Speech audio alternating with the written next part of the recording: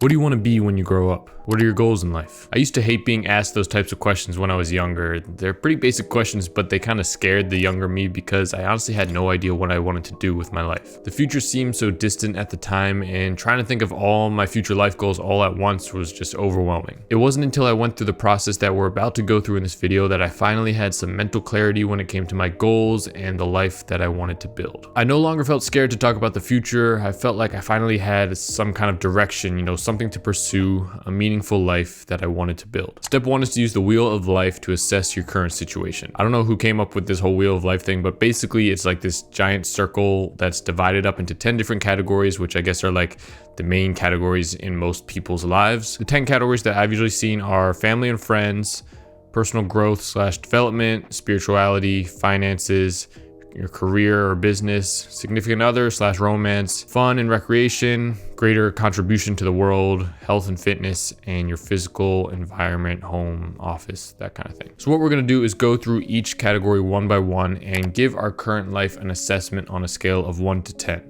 1 being the lowest, like that area of your life honestly couldn't get much worse right now, or 10 being the highest. That area of your life is pretty ideal. Honestly, you could not imagine it being better. So for example, let's say you feel like you have a pretty good relationship with your family and friends. Maybe there's a little room for improvement, but things are pretty good overall.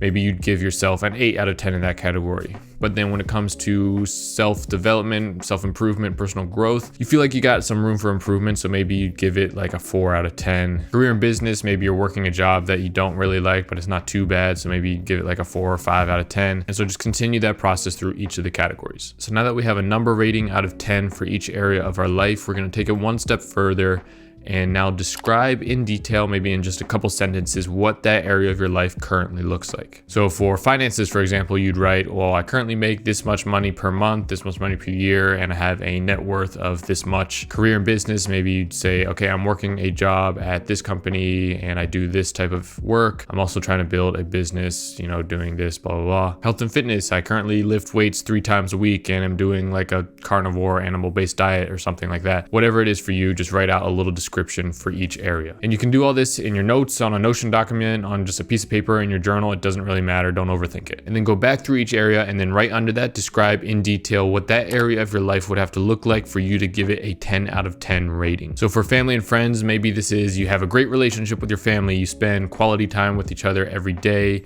You do something fun every weekend, and every couple of months, maybe you take a family trip somewhere. And for friends, maybe you have a solid set of friends that you connect with on a weekly basis, and you all share similar goals and values in life and continue to support each other in whatever you do. The next step is to identify 2 areas that are your biggest constraint. I imagine that you didn't give many, if any, areas a 10 out of 10 rating, and so everything has some room for improvement. Otherwise, you probably wouldn't be watching this video. So we need to figure out which 2 areas, if improved, would have the greatest positive impact on our entire life. A good place to start is to look at the areas that you gave the lowest ranking out of 10, but that's not necessarily the ones that would be the most impactful if they got better. There's obviously no correct answer here. It all depends on your current life situation, but try to also consider the indirect benefits from improving a certain area. You might find that if you level up in one area of your life, it will allow you to level up in the others as well. So for example, maybe your health and fitness isn't too good right now, but if you improved your health, then you would have more energy to spend quality time with friends and family. You would become more focused and productive when it came to your career and business, which would allow you to make more money, which could help improve your physical home and environment. Or maybe you feel like before you can even think about improving your health or your career or your finances, that you really need to focus on improving yourself and cultivating some self-discipline, focus on self-development,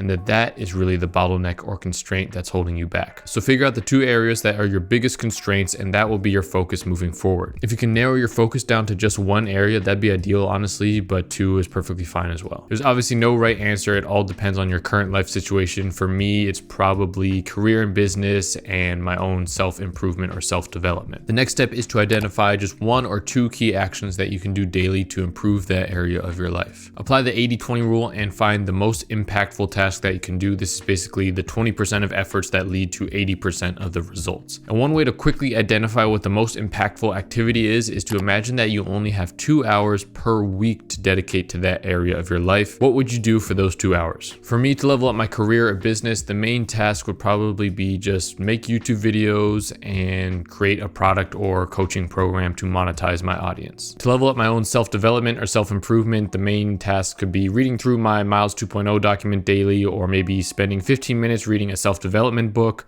or just journaling every single day. Figure out what those key tasks are for you and write them down. The next step is to align our life to facilitate the completion of those key actions, and this all starts with auditing our time. For 1 week, track everything you do and exactly how much time you spend on it. You might think you have a pretty good idea already, but if you haven't done this exercise and recorded the actual data for an entire week, you might not realize how much time you actually spend on the different areas of your life. So just list it out in your notes or on a spreadsheet or something, and just make sure that each day it adds up to 24 hours. Then at the end of the week, add up all the time you spent on each activity. So for 1 week, this might look like gym, 5 hours, sleep, 63 hours, cooking, 7 hours, playing video games with friends, 12 hours, watching YouTube, 5 hours, reading, 2 hours, answering messages on phone, 3 hours, recording YouTube videos, 5 hours, spending time with family, 12 hours. You get the idea. Then add another column and assess whether each activity has a positive or negative impact on your ability to complete the actions from the previous step. The next step is to cut out the noise. From now on, try to cut out as many of the activities that negatively impact your goals as possible, if not all of them. I really think that getting rid of the activities that negatively impact our ability to pursue our goals in life should honestly be the bare minimum that we should all strive for. Those activities are usually pretty obvious, and once you see the raw data for how much time you're actually spending on those things, it'll be pretty clear what you need to cut out. And this is where some people have already clicked off the video because their brain has told them, well, no, I can't give up that. I can't give up video games. I can't give up junk food. I can't give up Netflix. I can't give up drinking.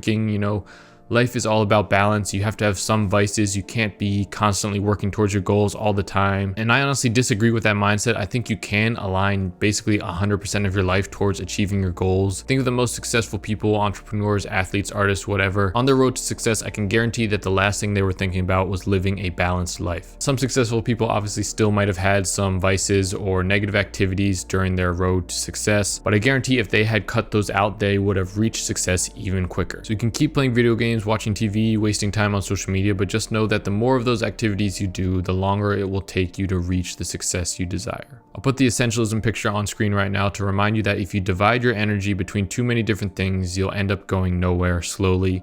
Whereas if you focus your energy on a few key things, you'll get there much quicker. So start by cutting out those negative activities, and you may find that it gives you enough time to complete your key actions and progress towards your goals. But what if you've already cut out all the negative activities that you can and you feel like you still don't have enough time to make significant progress? You might need to optimize for the essentials. Look back through your time audit and find the activities that are kind of in that gray zone where you could objectively say that it's good for you, but then too much time spent on that could hinder your progress. This is where it gets kind of tricky. So for example, a few things in my life that I can think of that are sort of in that gray zone could be like cooking food, spending time with friends and family, editing YouTube videos. Like you could argue that cooking is important because it means I could eat healthier, which will improve my energy levels and productivity. Or spending time with family is important because family is really my driving motivator. It's the reason why I want to level up in my career and business to provide for my future family. Or editing is an important part of the process for making YouTube videos, and you probably don't want to hear me say and mess up my speech like a million times. So all of these examples of course can be beneficial activities, but from your time audit, if it seems like any of them are taking up a pretty significant amount of time, see if you can reduce the quantity of time you spend on them while increasing the quality of time spent. For example, I could outsource video editing to save time and apply it to other areas of my YouTube channel. Or for example, when it comes to friends and family, right now maybe you spend most of the time doing kind of low-level activities like playing video games or watching movies and TV, which doesn't actually improve your relationship with them. So maybe you could spend less time each day doing those low-level activities and instead dedicate a longer period of time, maybe one day on the weekend, to go on a special outing or do something more engaging. And this is honestly the stage that I've kind of been struggling with recently. I feel like I've cut out most bad habits and things that are clearly negatively impacting my life, and now I'm left with things that I genuinely do enjoy, like spending time with family and friends, etc. And so it's kind of hard to say no to those things. I sometimes have difficulty balancing that with working on my YouTube channel and business pursuits. Maybe I just need to be stricter with dedicating my time to work versus family and set clear boundaries. Or maybe I just need to be more efficient with the time that I do spend working. I don't know, there's some saying, I think, that there's no solutions in life, only trade-offs. Let me know in the comments what rating you gave out of 10 for each area of your life currently and what your focus will be for this coming year. As always, do something today that your future self would thank you for.